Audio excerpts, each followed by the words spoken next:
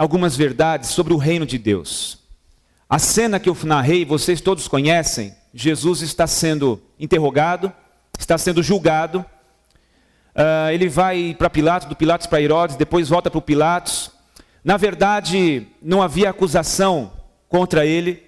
Subornaram pessoas na madrugada, os sacerdotes, para que essas pessoas testemunhassem contra ele, dizendo que ele cometeu algum tipo de blasfêmia, para daí então entregá-lo ao governador romano. Então eles estavam em período de festas, eles não queriam sujar as mãos, matando Jesus. E entendiam que eles ficariam limpinhos se os romanos matassem. Então assim, Jesus está exposto aqui a Pilatos. Você percebeu na conversa que Pilatos está dizendo: o que você fez? Por que você está aqui? Estão te acusando aí. Eu vou me deter no versículo 36, na resposta de Jesus.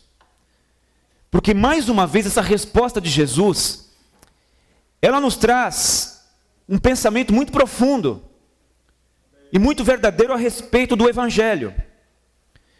Então Jesus responde para o Pilatos: o meu reino não é deste mundo.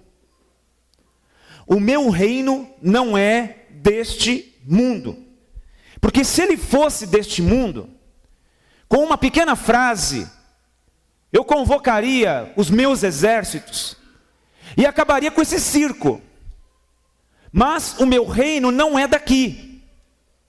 Então, seu Pilatos, faça o que você tem que fazer, porque quem está regendo a história não é o senhor, Pilatos. Quem está regendo a história não é o imperador, o César. Quem está regendo a história não é o Caifás, nem o Anás e nem o Sinédrio. Quem está regendo tudo isso é o Pai. É Deus. Ele é que está costurando essa história toda. Mas voltando ao versículo 36, Jesus diz: meu reino não é daqui. Eu quero fazer uma ponte com outro texto para trazer o raciocínio sobre o reino de Deus com você hoje, para que haja cada vez mais clareza sobre o que estamos fazendo na igreja, sobre o porquê somos crentes, cristãos, né? Então a ponte que eu faço é com Lucas 17, 20 e 21. Lucas 17, 20 e 21. Então após a cura de 10 leprosos, você também conhece essa história, um só voltou para agradecer, e Jesus conversou com ele, e falou: cadê os outros 9 e tal? E bom, Jesus conversa e libera aquele leproso. Só que o que nos interessa é que em seguida, quando esse leproso curado vai embora, os fariseus fazem uma roda sobre Jesus, ao redor dele, e diz: quando vem o teu reino? Já que você é o Cristo. Quando é que você vai implantar, estabelecer o teu reino? A resposta de Jesus, versículo 20 e 21, o reino de Deus não vem com aparência exterior. Nem dirão ei-lo aqui ou ei-lo ali, porque o reino de Deus está entre vós. Então parece que Jesus ali personifica até o reino de Deus. Ou seja, quando é que vai implantar o teu reino? Ele diz assim: o meu reino não vem com aparência exterior. Vai pegando as informações sobre o reino de Deus. Então, o assunto que Jesus mais tratou nos evangelhos foi o seu reino. Só em Mateus são mais de 50 vezes que ele usa a expressão reino de Deus, reino de Deus, reino dos céus ou o meu reino. Mais de 50 vezes só no evangelho de Mateus. Outra informação importante é que em Lucas 1,33, o anjo que vem falar com a Maria, mãe de Jesus, ele vai dizer assim para ela: vai nascer um ser de ti, e você vai colocar o nome dele de Jesus. Ele vai salvar Israel dos seus pecados, e ele veio para estabelecer um reino, e esse reino será eterno, não terá fim. Então, o reino de Deus não é aqui, como disse Jesus para Pilatos, não é daqui. O reino de Deus não vem com aparência exterior, não é pelo aquilo que se vê. E o reino de Deus é eterno, não tem fim. Só para você ter uma ideia, né? Mais de 50 vezes. Alguns teólogos argumentam que há uma diferença e que são distintas a expressão reino de Deus e reino dos céus. Mas a maioria dos exegetas, as pessoas que interpretam os textos gregos, hebraicos, aramaicos, eles tratam o reino de Deus, reino dos céus, ou a expressão o meu reino, quando Jesus fala, como o mesmo assunto. Outra coisa interessante é que além do reino de Deus, como ele disse, não é daqui para o Pilatos, não vem com aparência exterior, ele disse para os fariseus, e ele é eterno. Jesus fala nas parábolas, e a maioria das parábolas, elas são ilustrações do reino de Deus. A motivação de Jesus, na maior parte dessas parábolas que a gente lê, que a gente vai falar na quinta-feira, elas são para explicar o perfil, os caracteres do reino de Deus. Por isso que Jesus em Mateus 20 vai dizer, o reino de Deus é semelhante ao pai de família que saiu de madrugada para assalariar os seus servos. Aí ele conta uma história. Em Mateus 13 são 8 parábolas. No capítulo 13, por exemplo, temos o reino de Deus semelhante a uma grande plantação de trigo, cujo inimigo plantou o joio. Em Mateus 13 também Jesus ilustra o reino de Deus como um homem que achou um tesouro escondido no campo. E por causa do tesouro que ele achou escondido no campo, ele vendeu tudo que ele tinha para adquirir aquele campo, porque sabia que tinha um tesouro lá, o reino de Deus. Ainda emendando em Mateus 13, ele também compara o reino de Deus a uma pérola de grande valor, que o comerciante, mercadejador de pérolas, encontrou essa pérola, ele pegou o mostruário que tinha e vendeu todas as suas pérolas, e foi na sua casa, vendeu todas as suas coisas, toda a sua casa, a sua fazenda, por causa de uma única pérola. Jesus ilustra o reino de Deus também com essa parábola. O Luiz pregou na quinta-feira sobre o reino de Deus, semelhante a uma rede lançada ao mar, que apanha toda espécie de peixes, e depois traz para a praia, tira da rede e separa os maus dos bons. Em Mateus 25, Jesus já num cunho escatológico, já falando da sua vinda, ele diz, o reino de Deus é semelhante a 10 virgens. E ele conta uma história que dá até um certo arrepio quando você lê essa história de Mateus 25 das 10 virgens. Na oração do Pai Nosso, Jesus ensina os discípulos a pedirem o estabelecimento do reino de Deus. Ou seja, venha o teu reino. Venha o teu reino. Mateus 6, versículo 10. Então, eu quero me deter de novo na conversa que Jesus teve com Pilatos sobre isso. O meu reino não é deste mundo. Primeira coisa, Cristo veio para os valores eternos e atemporais. Quando ele diz, o meu reino não é deste mundo, ele está dizendo, Pilatos, todos os grandes impérios e todas as potências da história, elas caíram. O Egito, o Império Babilônico, o Império Assírio, o Império Persa, o Império Romano, as grandes potências de hoje, Estados Unidos, a Rússia, a China, o Reino Unido, todas elas também vão cair. E o que vai prevalecer é o reino de Deus. O Daniel conta uma profecia no capítulo 2 do seu livro, o profeta do Daniel tem uma revelação de Deus, e ele vê uma estátua enorme, ele revela o sonho do Nabucodonosor, e no sonho ele vê uma estátua, cada parte da estátua representa um reino, os pés da estátua eram misturados de barro e ferro, por um lado forte, por um lado frágil, mas naquela visão, o Daniel, ele diz para o Nabucodonosor, veio uma pedra, lançada sem auxílio de mão, atingiu os pés da estátua, derrubou a estátua e se fez um grande monturo, e daquela pedra surgiu um reino que não terá fim. O apóstolo Pedro vai dizer que Jesus é a pedra que os edificadores rejeitaram e que tornou-se a principal de toda a construção. Aleluia! O reino não é daqui. Todos os feitos e conquistas daqui ficam aqui. O Luiz falou aqui na quinta-feira de uma frase que fica circulando na rede, no WhatsApp, no Facebook. Nós não trouxemos nada para esse mundo. Quando partirmos daqui, também não vamos levar nada.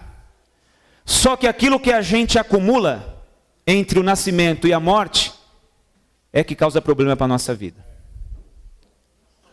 Então a gente veio sem nada e vai embora sem nada, mas aquilo que a gente vai querendo conquistar aqui no meio do caminho entre a vinda e a ida, é que nos causa o problema. Então Jesus veio para as coisas que são atemporais. Jesus veio para nos dar vida e vida em abundância. Essa vida abundante não é uma vida de fora para dentro, é uma vida de dentro para fora. Ou seja, se o reino dele não vem com aparência exterior, essa vida não é de nada que vem do exterior, é uma vida que flui de dentro. Por isso que naquele capítulo de João, no 7, versículo 38 em diante, 37, 38, ele vai dizer no último dia da grande festa do tabernáculos: quem tem sede, venha a mim e beba, porque aquele que crê em mim, como diz a Escritura, rios de água viva vão fluir do seu interior. Quando ele conversa com a mulher samaritana, que traz uma revelação extraordinária sobre a verdadeira adoração, ele vai dizer para aquela mulher: se a senhora soubesse quem fala contigo, minha senhora. A senhora que pedia água. Mas como a senhora não sabe, porque eu tenho uma água que aquele que bebe não tem mais sede. A mulher diz: mas como assim? Me dá dessa água então, onde é que está esse rio? Jesus diz: chama seu marido, vem aqui. Não tenho marido. Você não tem. E o homem que ocupa a tua cama não te deu sobrenome agora. Você já teve 5 e tem mais um que não assumiu a senhora. E eu sei de tudo isso. Ah, o senhor é um profeta. O senhor é um profeta. Já que o senhor é um profeta, diz para mim aqui, aonde é que a gente tem que adorar? Nossos pais dizem que é aqui, em Samaria, no Monte Gerizim, na grande sinagoga que foi construída aqui. Só que vocês judeus dizem que é em Jerusalém, lá no templo. Afinal, moço, o senhor é um profeta, sabe toda a minha vida, sabe o que aconteceu comigo. Aonde é que tem que adorar? Me diz. Jesus falou: eu vou dizer para a senhora. A adoração, minha senhora, não vai mais ter CEP, porque eu estou mudando essa história. Porque vai chegar a hora, e já chegou a hora, em que os verdadeiros adoradores adorarão o Pai, nem neste monte, nem em Jerusalém, mas em espírito e em verdade. Porque o templo não vai ser o de Jerusalém e nem essa sinagoga, o templo é a senhora. Aí ela falou assim: mas espera um pouco, essa é uma mudança muito drástica na religião, eu prefiro esperar o Cristo. Para ter essa mudança toda, nem sinagoga, nem templo, nem animal morto, nem sangue. O senhor está falando que vai mudar o culto? É uma mudança muito drástica na religião. Eu prefiro esperar o Cristo, embora as suas palavras sejam convincentes, mas eu prefiro esperar o Cristo. Jesus olhou para ela, sorriu e disse: eu sou o Cristo que falo contigo. Naquela hora uma fonte foi instalada dentro daquela mulher, porque ela veio buscar água e não levou água. Deixou o cântaro d'água lá e saiu correndo para a cidade gritando: eu encontrei o Cristo, eu encontrei o Cristo, eu encontrei o Cristo, eu encontrei o Cristo. Quem olhou para ela era a mesma mulher, o mesmo corpo, o mesmo jeito, mas tinha uma fonte dentro dela. A fonte de água viva foi instalada nela. Então Jesus veio não para um reino exterior. Jesus veio, não fica triste comigo, por favor. Jesus, ele não encarnou, morreu e ressuscitou para que a gente seja feliz. Eu acho que é meio indigesto. Mas, se você soubesse como vivem tantas pessoas desse mundo que servem a Deus, porque o conceito filosófico de ser feliz é você estar satisfeito com quem você é, com o que você tem e em como você vive. Esse é o conceito filosófico de ser feliz. Estar satisfeito com a pessoa que você é, com aquilo que você tem e da maneira que você vive. Então, quando eu estou insatisfeito com quem eu sou, com o que eu tenho, com a maneira que eu vivo, eu fico esperando que Deus me faça feliz. Eu já contei aqui do pastor Gerson Borges, que esteve no Afeganistão há alguns meses, ajudando lá um pastor. E ele ficou espantado com o cristianismo que as pessoas vivem no Afeganistão, porque ele só conhece a igreja no Brasil. E naqueles meses ele ficou espantado com muitas atitudes dos cristãos do Afeganistão. Mas a que mais espantou aquele homem, aquele pastor Gerson Borges, foi que eles se assentavam para comer no chão, uma mesinha baixa, e todo mundo sentado de posição de índio, assim no chão, né, com as perninhas cruzadas. E quando colocavam a ração, porque não é comida, é uma ração que eles comem naquela região, eles ajoelhavam e oravam há 15, 20 minutos, rendendo graças a Deus por aquela ração que nenhum de nós comeria.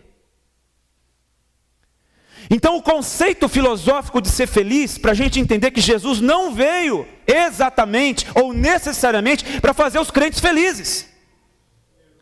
Ele veio para fazer os crentes salvos. Ele veio para instalar o Espírito Santo em nós. E se a gente vai por esse modelo filosófico, por esse padrão filosófico de felicidade, ele veio para trazer sim, uma satisfação com quem se é, uma satisfação com quem se tem e uma satisfação com o que se vive. Porque Paulo vai dizer em Filipenses 4, versículo 11, eu já aprendi a contentar-me com o que tenho. Eu sei estar abatido, eu sei ter abundância, já vivi em escassez, em todas as coisas já estou experimentado. Por isso eu posso todas as coisas em Cristo, porque Ele me fortalece. Então, Jesus veio para as questões que transcendem essa vida. Por que a gente às vezes vive um evangelho meio sem graça? Por que a gente não consegue contagiar pessoas com o evangelho? Porque a gente não é satisfeito com quem somos, nem com o que temos, e nem como vivemos. E só se Deus fizer as coisinhas e os caprichos que a gente quer, a gente levanta as mãos e posta no Facebook, Deus é maravilhoso, Ele me ama. E se Deus não fizer os caprichozinhos que nem nossos filhos quando era criança, né? Você que tem filho pequeno é assim. Se você fizer tudo o que Ele quiser, é o melhor filho do mundo. Te abraça, te beija, fica contente. Quando você diz não, pronto. Só falta tirar as calças e pisar em cima. E chora, e berra, e esperneia. A minha pequena se trancava no quarto. Teve uma vez que ficou a tarde inteira trancada. Eu falei, pastor, não vai lá não, deixa trancada lá. Mas tem que comer, vai comer a hora que sair do quarto e vem aqui. Se não vai lá, não, deixa lá. 4, 5 anos querendo mandar na casa. Deixa trancado lá. Depois de 3, 4 horas saía mais mansinha. A fome batia. Falava mais baixo. Às vezes a gente faz assim com Deus. Peraí, Deus não vai fazer para que eu fique feliz? Então eu fico na minha casa, vendo Faustão. Deus não vai fazer para que eu fique feliz? Então tá bom, esse negócio de Bíblia, de discipulado, isso aí não é para mim não. Porque Ele tem que fazer. Ele é o Deus do já, é o Deus do agora. E Jesus diz, filho, meu reino não é desse mundo. Porque se meu reino fosse desse mundo, eu faria assim, ó, pá. Porque com a minha palavra eu criei o mundo. Com a minha palavra eu mandei colocar as estrelas, cada uma no seu lugar. Com a minha palavra eu coloquei o mar lá e disse, até aqui as suas ondas não avançam, é daqui para trás. Com a minha palavra eu mando o mar aquietar, eu mando o vento cessar. Com a minha palavra eu faço tudo, mas o meu reino não é daqui. Segundo lugar, na conversa de Cristo com o Pilatos, o Pilatos vai dizer, você é rei, porque qual era o problema? Os judeus fizeram aquela maracutaia, e o Pilatos não queria crucificar Jesus, não queria matar. E ele tentou de todas as formas. A mulher do Pilatos teve um sonho perturbador de madrugada, e disse, benzinho, não vamos fazer nada com esse homem, porque eu sonhei que a gente sofria muito por causa desse justo, faz nada com ele não. Pilatos ficou assim e tal, meio preocupado. Só que os judeus falaram assim, todo mundo que se faz rei é inimigo de César. Aí o Pilatos já tremeu na base, porque César era o imperador, ele era o governador. ele já tinha uma rixa com Herodes, que governava uma parte maior da Galileia. O Herodes já não gostava muito dele. Se ele arrumasse uma encrenca com os judeus, o pessoal ia no Herodes e dizia, ó, tem um galileu se fazendo rei, ele está arrebanhando uma multidão, e o Pilatos não fez nada. O Herodes dava uma ligadinha, não tinha telefone no WhatsApp, mas ele ia mandar um mensageiro lá no César, no imperador, no Tibério, e acabava com Pilatos. Aí ele diz para Jesus, estão dizendo que você é rei. Você é rei mesmo? Aí Jesus, o senhor disse isso por uma conclusão sua? Ou foi a fofoca deles? Você é ou não é rei? Eu sou, para isso vim ao mundo. Mas o meu reino não é daqui. Porque se ele fosse, a gente acabaria com tudo.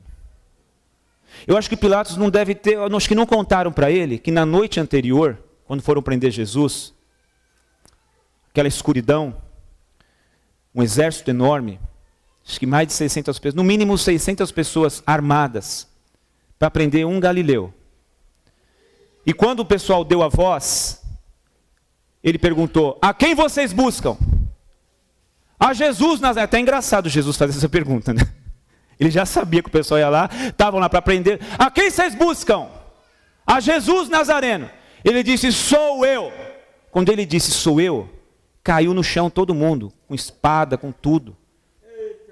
Devia ter mais ou menos 450 homens a cavalo, mais 250 homens a pé, mais uma turma da segurança do templo. Caiu todo mundo no chão. Aí eles se levantaram e Jesus, a quem vocês buscam?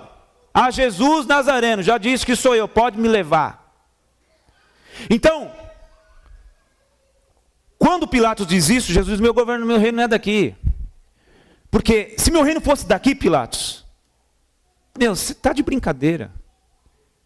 É que você não tem o Apocalipse para ler, Pilatos. Se você tivesse o Apocalipse, você ia ver que um anjo só vai matar 1/3 da terra. Um só. Imagina se eu chamar uma legião. O que vai acontecer com os seus soldadinhos aqui? Só que o meu reino não é daqui. Ou seja, Jesus disse assim, Pilatos, eu não estou fazendo concorrência com esse sistema de governo do César. Eu sou rei, mas de um outro sistema de governo. O sistema de governo do César é um governo que conquista não pela força, mas pela espada, pela guerra, pela luta. O meu reino não é por força e nem por violência, mas é pelo meu espírito, diz o Senhor. O meu reino, as coisas não acontecem à força. Eu não vim para um governo geográfico, Pilatos. Essas terras todas aqui, isso aqui pouco me importa. Essa cidade de Jerusalém aqui, o chão, o templo, as casas, pouco me importa. Eu estou preocupado com o coração dessas pessoas. Porque eu não vim para um governo de terra, eu não vim para um governo de conquistas terrenas, eu não vim para um governo de posses, eu vim para um governo do coração, para um governo do interior do homem. Eu vim para um outro sistema. Eu não vim para colocar rédeas nas lideranças das nações para que me obedeçam. Eu vim colocar o meu espírito sobre cada coração. Eu não estou rivalizando com César, muito menos com você, Pilatos, porque eu não governo territórios, eu governo pessoas, eu governo corações, eu governo vidas. O meu governo, Pilatos, não é para fazer os homens serem grandes, é para fazer eles serem humildes, porque bem-aventurados os humildes, porque deles é o reino dos céus. Algumas das grandes estrelas da igreja, de grande destaque no seio da igreja, não vão entrar no reino. Porque Jesus não veio para fazer grandes estrelas. As grandes estrelas, que às vezes dão até autógrafo, o pessoal adora tirar foto, que ocupam os lugares enormes, que não falam e nem cantam para menos de 5.000 pessoas, nem vão. Muitas dessas aí não entrarão no reino. Não estou generalizando, mas muitas dessas não entrarão. Jesus diz assim em Mateus 7:21, nem todo que me diz Senhor, Senhor entrará no reino dos céus, mas somente aquele que faz a vontade do meu Pai que está nos céus. Então não interessa se profetizou em nome dele, se curou em nome dele, se expulsou o demônio em nome dele. O que interessa é se fez a vontade do Pai. Porque Deus não veio levantar pessoas poderosas, Deus veio levantar pessoas humildes. Por isso que ele disse: aprendei de mim que sou manso e humilde de coração, e encontrarei descanso para as vossas almas. Deus não veio levantar um monte de gente grande, poderosa, conquistadora, como dizem os apóstolos por aí do século 21. Deus veio levantar gente humilde, que ama, que estende a mão, que abraça, que perdoa, que convive. É esse tipo de gente que Deus veio levantar. Você acredita que um bandido, no finalzinho da vida, conseguiu entender algo precioso que a maioria dos frequentadores de igreja evangélica não conseguiu ainda? E olha que tem alguns que estão há muito tempo, às vezes a vida toda. E um bandido, aos 45 minutos do segundo tempo dessa vida, ele olhou para Jesus e disse: lembra-te de mim quando entrares no teu reino. Ou seja, o pessoal ao pé da cruz está dizendo e caçoando, dizendo que o Senhor é rei, coisa nenhuma, que o Senhor fosse alguma coisa, descia da cruz, chamaria os anjos. Mas eu aqui morrendo, eu já entendi que o Senhor tem um reino, que o Senhor é rei. E que o seu reino transcende essa vida, porque eu estou morrendo aqui, ó, mas eu acredito que do lado de lá da vida tem um reino muito maior e muito melhor. Jesus olhou para o moço e diz: ainda hoje você vai estar comigo no paraíso.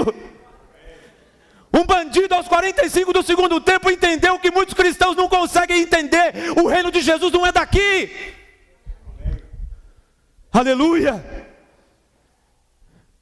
Paulo diz aos Tessalonicenses, capítulo 2, versículo 11 e 12. Ele diz assim, aquela igreja: assim como vós também sabeis de que modo encorajamos a vocês, consolamos vocês, a cada um de vós, de tal forma como um pai consola os seus filhos, encoraja os seus filhos, para que vocês conduzam dignamente a vida de vocês, para que Deus é aquele que vos chama para o seu reino e glória.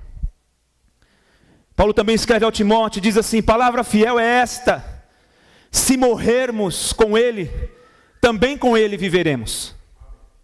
Se sofrermos com ele, também com ele reinaremos, porque ele tem um reino.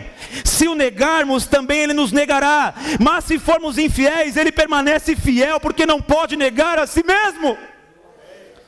Se sofrermos, também com ele reinaremos. Quarto lugar, Jesus disse: quando o meu reino não é daqui, que as renúncias em prol desse reino valerão a pena. As renúncias que a gente faz na vida por causa do reino de Deus valerão a pena. Já começa com a questão daquilo que nos preocupa. Porque depois que a gente casa, as contas vêm para o endereço só, né? E às vezes por alguns motivos você não tem como pagar. O dinheiro que entra não é suficiente para as contas que tem, o número de boleto. Aí a gente tem filho, e a gente está preocupado para que os nossos filhos tenham tudo de melhor, e possam ter as coisas que a gente gostaria de dar, às vezes as coisas que nossos pais não puderam. E às vezes a gente não consegue. Quantos de nós já perderam o sono por causa de dívida? Quantos de nós já a pressão foi para 19 por 14, porque está preocupado com sei lá o quê? Quantos de nós estamos ansiosos com as coisas dessa vida? Jesus diz assim: por que vocês estão ansiosos? Mateus 6, versículo 25. Quanto às coisas dessa vida, o que vocês vão comer, o que vocês vão vestir, onde vocês vão morar. Olha para os passarinhos. Eles não plantam, eles não colhem, não guardam em celeiro. E o vosso Pai Celestial abençoa todas eles. Vocês valem mais do que os passarinhos. Dá uma olhada para os lírios do campo. Eles crescem, hoje estão aqui, amanhã não estão. O sol queima eles, eles morrem. E eu digo a vocês que nem o Salomão, no ápice do seu reinado, se vestiu como um lírio do campo. Então por que vocês estão solícitos com o que havão de beber, com o que haver de comer, quanto ao vosso corpo? Os gentios é que buscam todas essas coisas. Vocês façam o seguinte: busquem o reino de Deus e a sua justiça, que todas estas coisas, elas vos serão acrescentadas. Então as renúncias em prol do reino de Deus vão nos trazer tranquilidade. E além da tranquilidade, vão trazer a providência divina. Amém, gente? Só que o que a gente faz? Ao invés de a gente renunciar por causa do reino, a gente fica tentando catar as coisas com as nossas forças. E vai, e tenta daqui, e tenta acolá, e bate cabeça aqui, e bate cabeça lá, e vai, e perde o sono, e faz, e perde a saúde, e vai, e não consegue. Aí nem consegue fazer as coisas, e nem consegue viver o reino de Deus. Nem uma coisa e nem outra. Quando a gente vive o reino de Deus, Ele disse assim: eu vou cuidar de vocês melhor do que o pai cuida dos passarinhos. Que por mais que a cidade tenha avançado, qualquer passarinho aí que você vê, ele não está passando fome não, já se alimentou 5 vezes. Porque Deus os alimenta. Então, eu cuido de vocês porque vocês valem mais do que os passarinhos. Eu visto vocês de um jeito que nem o Salomão, que foi o cara mais milionário, mais rico, mais ostentador que teve no Oriente, de todos os tempos, nem o Salomão se vestiu como um lírio. Vocês valem mais do que as plantas. As renúncias em prol do reino de Deus vale a pena. O Pedro disse em Lucas 18, versículo 28, olha a fala do Pedrão: Senhor, nós deixamos tudo e te seguimos. O que receberemos? Nesse perfil, Pedro se encaixa nos cristãos do nosso tempo. Eu virei crente, o que eu vou ganhar com isso? Eu estou indo para a igreja, como é que vai chover as bênçãos do Senhor na minha vida? Eu estou dando dízimo, quando é que o Senhor vai fazer multiplicar? Pedro diz, nós deixamos tudo e te seguimos. A gente vai ganhar o que com isso? A fala de Jesus foi mais ou menos assim: na verdade eu te digo, que ninguém há que tenha deixado casa, pais, irmãos, mulher, filhos, por causa do reino de Deus, que não haja de receber muito mais nesse mundo, e na idade vindoura a vida eterna. As renúncias por causa do reino de Deus valem a pena, diz o Senhor. Porque não se vive o reino de Deus sem renúncia.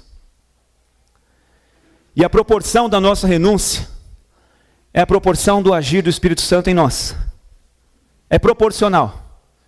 Os níveis da nossa renúncia também ditam os níveis do quanto Deus vai agir em nós e através de nós. Porque sem renúncia, a palavra de ordem do Evangelho é: negue-se a si mesmo, renuncie a si mesmo, tome cada dia a sua cruz e me siga. Porque quem não é capaz de negar a si mesmo, não pode ser meu discípulo. Pode. Então a renúncia é importante, é a essência. Mas as renúncias em prol do reino, elas valem a pena. Eu finalizo com uma parábola de Jesus em Mateus 13, que ele fala sobre o reino também. Outra parábola lhes propôs, dizendo: o reino dos céus é semelhante ao grão de mostarda, que o homem pegando nele semeou no seu campo, o qual é realmente a menor de todas as sementes, mas crescendo é a maior das plantas, e faz uma árvore, de sorte que vêm as aves do céu e se aninham nos seus ramos. Então o reino de Deus não é daqui, o reino de Deus não tem aparência exterior, o reino de Deus, ele não está evidenciado pelas conquistas terrenas, pelos diplomas na parede. O reino de Deus não tem nada a ver com essas coisas. Jesus diz que o reino de Deus é semelhante a uma semente de mostarda, que da maior parte dos cultivos daquela época era menorzinha. Mas depois de plantada, entre as hortaliças, ela era maior. Então, Jesus está dizendo assim, o reino de Deus é simples. Sementinha de mostarda. O reino de Deus é grande, porque ela se torna a maior das hortaliças. E o reino de Deus é refúgio. As aves do céu se aninham nos seus ramos. O reino de Deus é refúgio. Por isso que Jesus vai dizer: vinde os que estão cansados, sobrecarregados, eu vos aliviarei. Tomai sobre vós o meu jugo, aprendei de mim que sou manso, humilde de coração, encontrareis descanso para as vossas almas, porque o meu jugo é suave e o meu fardo é leve, diz o Senhor. Eu sou o refúgio. O reino de Deus é simples, o reino de Deus é grande, o reino de Deus é refúgio. O reino de Deus não é exterior, de aparência exterior, o reino de Deus não é daqui, Jesus diz. E Paulo dá uma definição que eu acho sensacional, extraordinária. E eu finalizo com essa definição. Paulo vai dizer em Romanos 14, 17, porque o reino de Deus não é comida e nem bebida, mas é justiça, paz e alegria no Espírito Santo de Deus. O reino de Deus não é comida e nem bebida, porque não vem de aparência exterior, não vem de conquistas terrenas. O reino de Deus é justiça, paz e alegria no Espírito Santo. Deus abençoe sua vida. Vá em paz, em nome de Jesus.